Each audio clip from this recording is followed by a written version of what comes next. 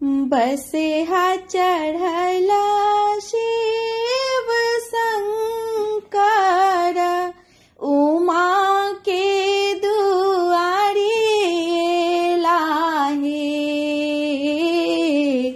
बसे हा चढ़ला शिव शंकर उमा के दुआरी लाहे। आहे संगहि में भूत पिशाच हेमंत घर आबि गेले। आहे संगहि में भूत पिशाच हेमंत घर आबि गेले। महल समय निहारथि माथ कपार पीटथि। आहे महल समय निहारथि माथ कपार पीटथि।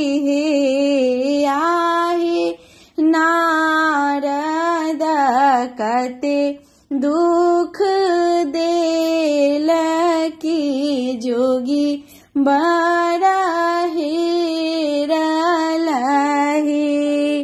आहे नारद कते दुख देल की जोगी बड़ा हेरल हे। शिव लाए गौरी जन्म भेला नारद बुझाओल हे।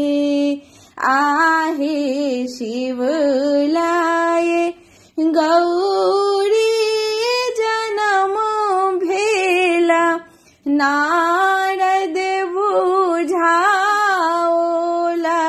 हे।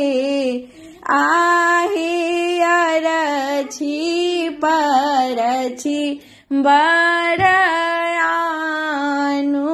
हेमंत भाग जागल हे।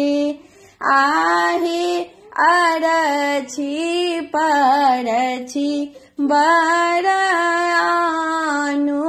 हेमंत भाग जा